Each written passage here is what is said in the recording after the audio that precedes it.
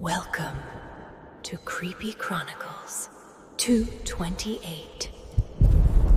Wait, did you ever think you'd see this in just 5 seconds? Stick around, here's something you've never heard before, but once you do, you can't unhear it. We trust them with our kids, these silent sentinels of the street corner. They hold the sign, they manage the traffic, and they keep the children safe. But the irony is, nobody is protecting them from what they see. Tonight, we're talking about 3 terrifying, true horror stories from the people holding the stop sign. Each story is an extended nightmare you won't see coming. Let's start with a deep dive into the 1970s.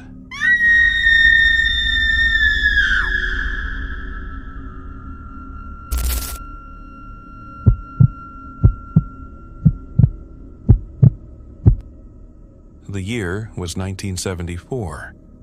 Everything felt a little groovier in the town of Harmony Creek, but the fear was still there, buzzing just beneath the surface. Mrs. Henderson was a fixture, 10 years deep as the crossing guard for Oakwood Elementary. She was the one in the bright, orange over-the-shoulder belt.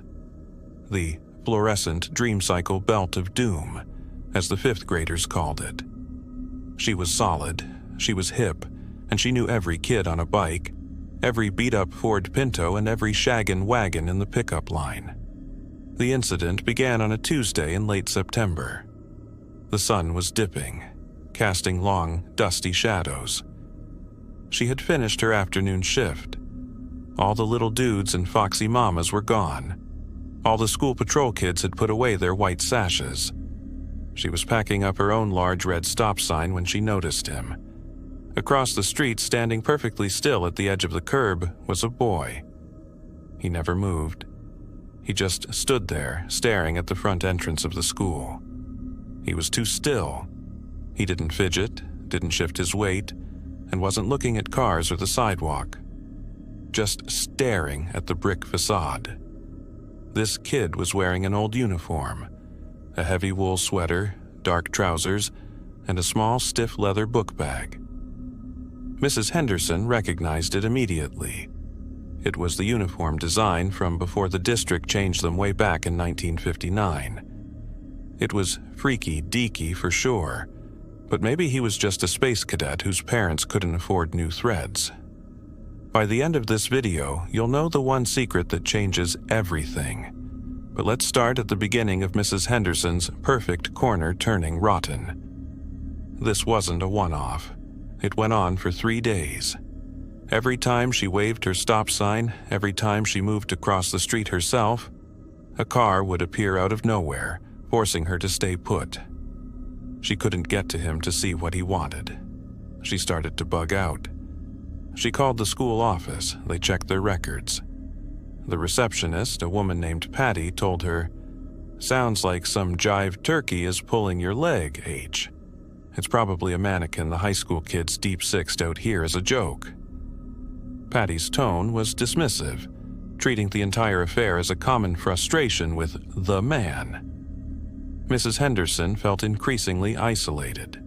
She drove a different way home, but the next afternoon the boy was back.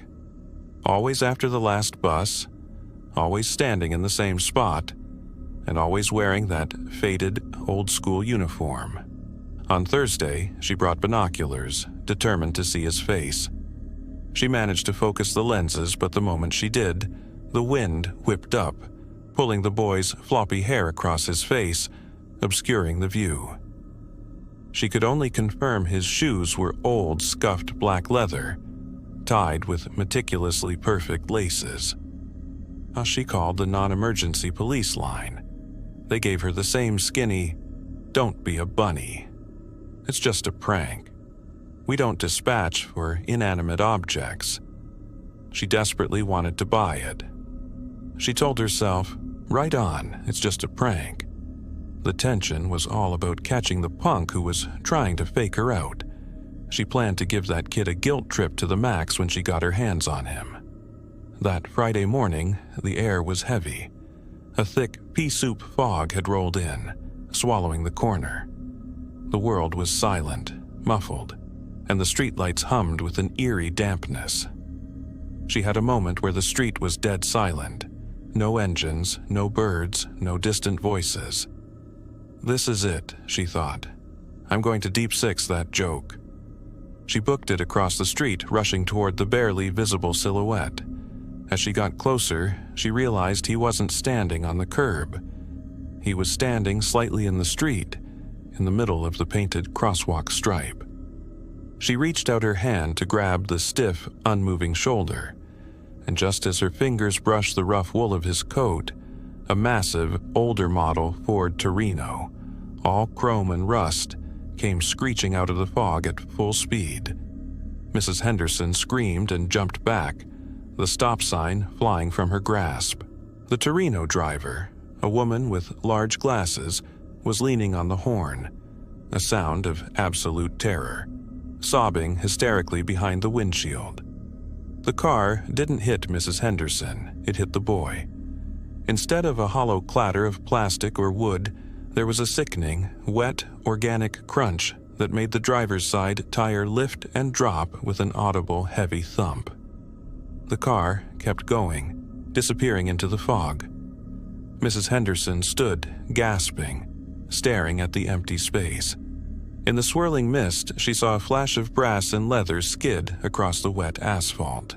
She walked forward, trembling, her own heart trying to hammer its way out of her chest. She picked up the object. It was a small, antique brass school name tag attached to a frayed piece of leather. And engraved on the metal, beneath a coat of grime, were the words, Robert D. Larrabee, 1959. Robert Larrabee was the only child who had ever been hit and killed on that exact corner in the entire history of the school district. He'd been waiting for his crossing guard to finally give him the all-clear to cross. He had been waiting since 1959. Mrs. Henderson never worked that corner again. Rumors leaked through Harmony Creek after that foggy Friday.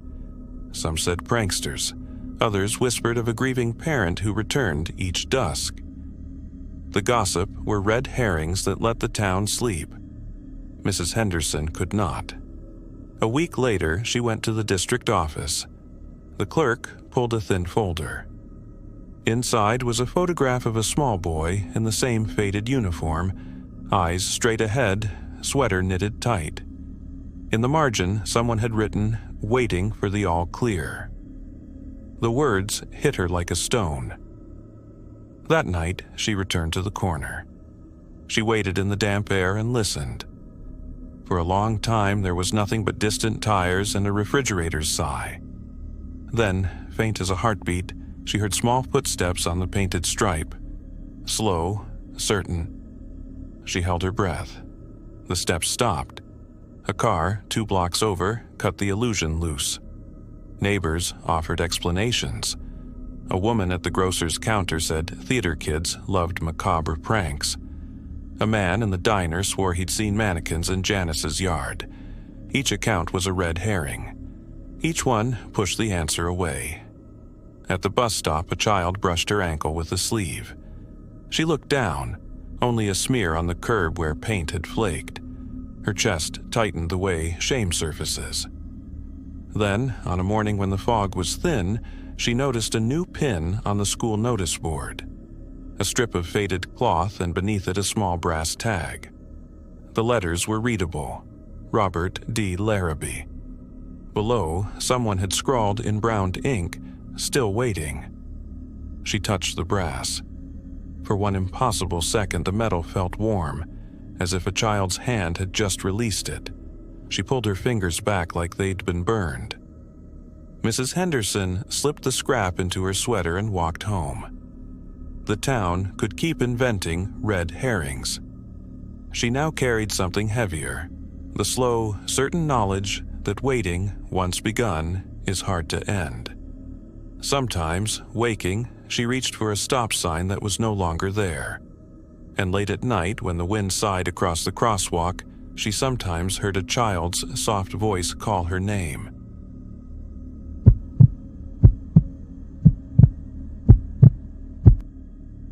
That story chills me to the bone. It proves that the scariest things don't go away, they just wait. Now for our second story. Here's something you've never heard before, but once you do, you can't unhear it. This is Alex's account. He was a young, university-bound man who took the evening crossing guard shift near the old Mill Road Bridge, a place where the shadows always seem heavier and the air always feels colder, even on the warmest days. He took the shift because it paid a little, because he liked the quiet, and because in a town like Harmony Creek, small duties felt like big responsibilities he could manage. The haunting began simply with the weather. Every time the sky opened up, a man appeared across the street. He wore a dark, trench-style coat and held a black umbrella so low you couldn't see his face, only his polished black shoes. He stood like a statue, a void in the background. He never crossed, never moved from the opposite curb, just waited until the last kid had been picked up, then vanished. The creepiest part? When the storm intensified and the wind blew a certain way, Alex swore he heard the man whisper one single word, repeating it like a metronome, clicking off seconds. Wait. It was a low, sibilant sound, carried on the air, always just loud enough to cut through the rain. The locals tried to rationalize him. The kids, always full of stories, started calling him the Quiet Man. Some said he was a private detective watching a nearby house. Others swore he was the angry, estranged father of a student who was waiting for his chance to cause trouble. Alex, desperate for a logical explanation, figured the man was waiting for a bus and was just some dork with weird habits, or maybe he was simply afraid of traffic. The fear was simple. Was this man a potential threat to the children? Alex even talked to the beat cop, Officer Reyes. Reyes shrugged. Look, if he's not on your side of the white line, he's not your problem. Keep on trucking, kid, probably just waiting for his wife to cool down. Alex focused on this simple human logic, concentrating on the very real dangers of the street, the speeding cars and the giant storm drain, to avoid thinking about the whispering man. One afternoon, the man was there during a bizarre hailstorm. Alex was freezing. He had wrapped his orange vest tighter and was shivering violently. He looked across the street and the man's umbrella was still held low, but Alex realized the man's coat wasn't wet. Not a single drop of water clung to the wool. It was impossible. This detail shattered Alex's carefully constructed rationalization. He started trying to beat the man. He'd leave early, checking his rearview mirror, only to see the black umbrella already standing sentinel as he pulled away. He'd arrive late, heart pounding, only to find the man already there, a silhouette against the stormy sky.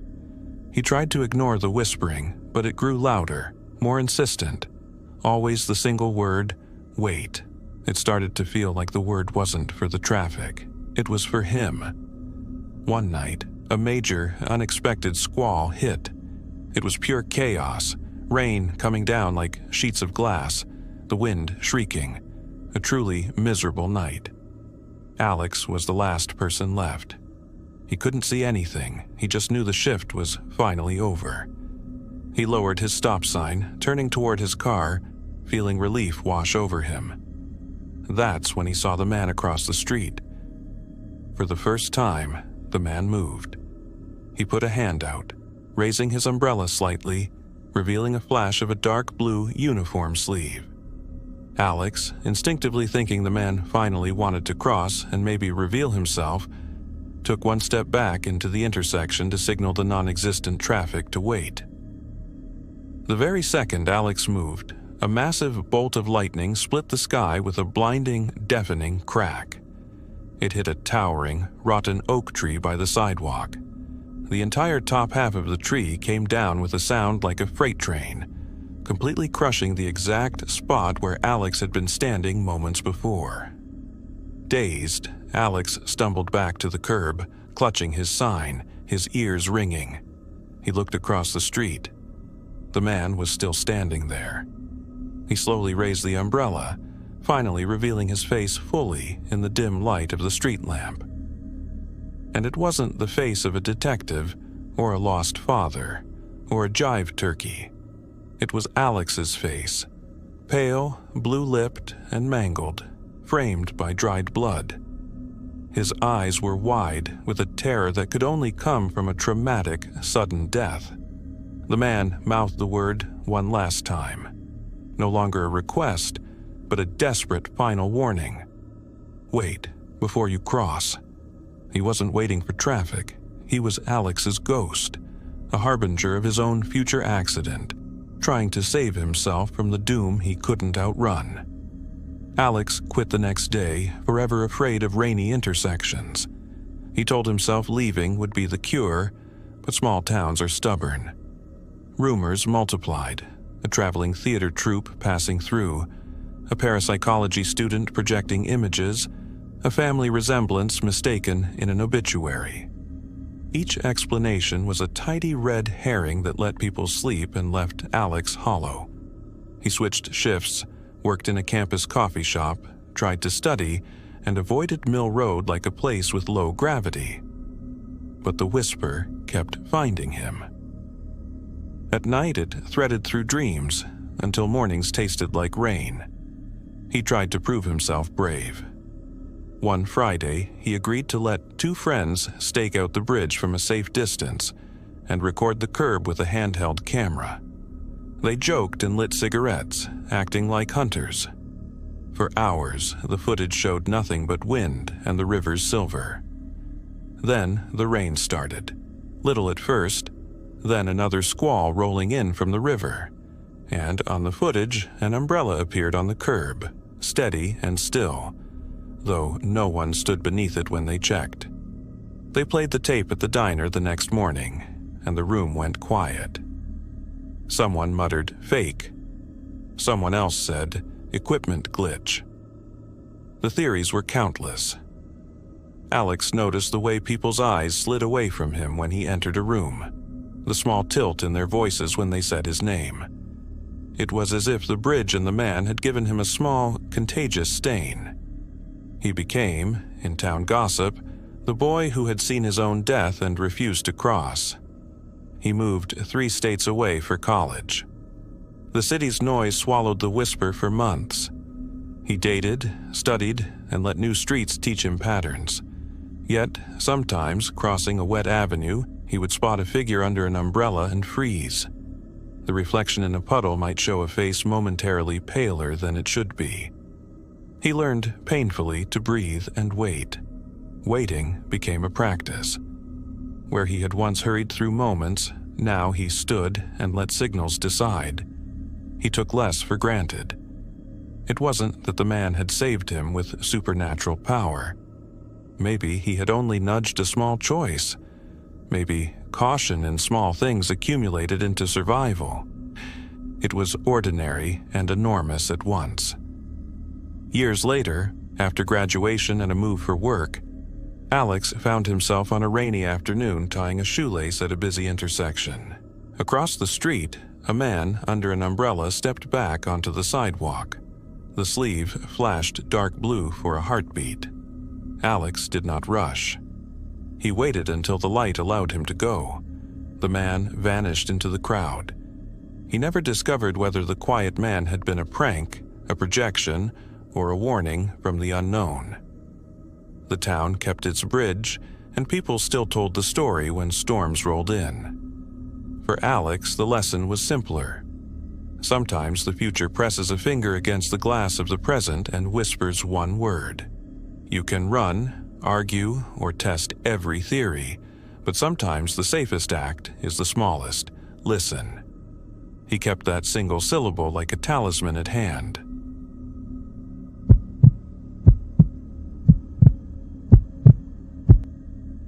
The truth is, sometimes the horror isn't in what you see, but in what you think you see. For our final story, we deal with a subtle, creeping dread that questions the very reality of the road they are sworn to protect. This is Chloe's experience, a young energetic crossing guard on a quiet residential street, and her obsession with the painted white lines that marked her territory. She was precise, diligent, and quickly realized something was profoundly wrong with her corner. Chloe began noticing the crosswalk lines. The thick white stripes were subtly moving. Over weeks, they shifted, almost vibrating inch by tiny inch, towards a deep, overgrown stormwater drain at the corner. She marked them with a piece of chalk, and every day the white paint seemed to creep closer to the maw of the gutter. Whenever she stood on the middle stripe, holding her sign aloft, she didn't feel solid pavement. She felt a cold, invisible tug on her boots, like a quiet suction pump. Stick with me for just a few seconds, and you'll walk away with a smile and a little trick up your sleeve. Chloe certainly thought she had a trick up her sleeve, but the street had other deeper plans. Chloe, determined to figure out this optical illusion, started documenting the movement obsessively. She took pictures from multiple angles. She measured with a tape measure. She showed the photos to her supervisor, then to the city works department. They all scoffed. They thought she was a space cadet. The city engineers blamed the local weather, the angle of the sun, and uneven paint settling into old asphalt. Anything but a moving line. The consensus settled on the idea that Chloe was overworked, stressed, and seeing things. It was a psychological illusion. She focused all her frustration on the incompetence of the man in the city for sending her on this giant guilt trip. But deep down, the doubt was creeping in. Was she losing her mind? She continued to measure, determined to prove that her sanity wasn't the lie. The road was. The phenomenon grew worse. The tugging on her boots became stronger. Once, a little girl paused in the middle of the stripe, and Chloe had to snap her out of a daze, the child saying she felt her feet getting sticky. Then came a week of constant torrential downpour. The rain turned the intersection into a floodway, and the entire area around the drainpipe became a massive, black pool of runoff. The school closed early. The shift was technically over. Chloe was the last person there, waiting for the tow truck to clear a stall. As she looked at the flooded intersection, she saw it. The final, middle crosswalk line, the one that gave her the cold tug, had completely vanished. Not covered by the water, but gone. The paint looked pulled, stretched, and yanked, disappearing into the black water over the drain. She walked to the edge of the curb and forced herself to look closer. The drain pipe was huge, its rusty metal grate barely visible beneath the churning water. It didn't look like a drain. It looked like a black, slick, hungry throat, and the water was circling it, descending into the dark. Then she heard it. A sound from below. A tiny, desperate scratching sound, like fingernails on metal, followed by the faint, chilling cry of a child's voice echoing up from the depths. "Where's the line?" The ground beneath her feet suddenly collapsed with a terrifying, wet roar. The pavement, old asphalt and gravel, gave way in a perfect, gaping circle around the drainpipe. The suction was immediate, powerful, and utterly terrifying. She held onto her sign, digging the tip into the remaining asphalt, screaming. The last thing she saw before the camera cuts to black is the stop sign floating away on the current, slipping from her fingers as the screaming abruptly stops. When the police arrived the next morning, the hole was gone, the water had receded, and the street looked normal. Only the crosswalk was there, with one line perfectly missing, and a shiny new stop sign resting innocently against the curb. Neighbors swore they'd seen nothing. A shaky cell video from an upstairs window showed only rain and a gleam on the asphalt. Viewers zoomed and enhanced until pixels bled, but the footage revealed no figure. Engineers walked the site and wrote polite reports about settling asphalt. Each explanation was a red herring that let the town sleep. Chloe grew obsessive. She printed frames from her camera and taped them to the kitchen wall like a detective. She bought a motion-activated cam and mounted it on a pole. The camera recorded for 3 nights and then cut out for a perfect 8-second gap at midnight when every other device recorded normally. The gap became a bright hole in her investigation. Small things began appearing near the curb. Tufts of wool, the color of old school sweaters, a tiny brass pin with worn lettering, a child's crayon drawing tacked to the lamppost showing 3 white stripes and a black circle labeled home. Each discovery felt like a breadcrumb and a taunt. The school scheduled an assembly on safety. The council promised to repave. Online, people dared each other to stand on the middle stripe for 10 seconds. The dares were red herrings, loud and silly, a distraction from the slow danger beneath the paint. Alone before dawn, chalk in hand, Chloe rubbed at the place where the stripe had been. Her fingers brushed the void and she felt a tug, a pressure under the skin that made her knees go weak. She realized the story had a missing frame. A child left a crayon drawing against the new stop sign. On the back, in a small, shaky hand, were the words, "She took my line." 2 nights later, a hairline crack split the fresh paint like a seam. From the crack rose a sound like whispering teeth. Chloe stepped forward and found her boot locked to the pavement. The asphalt gathered itself like a mouth around her shoe. Neighbors at their windows watched, faces white. The emergency call is on record. Someone's being pulled into the street at Cedar and Willow. Officers and a tow truck arrived. They found chalk marks, tape, and the empty place where Chloe had stood. The stop sign lay by the curb, shining and untouched. The council repainted the stripes, replaced the grate, and closed the file. But a parent found a scrap of faded blue wool caught in a zipper.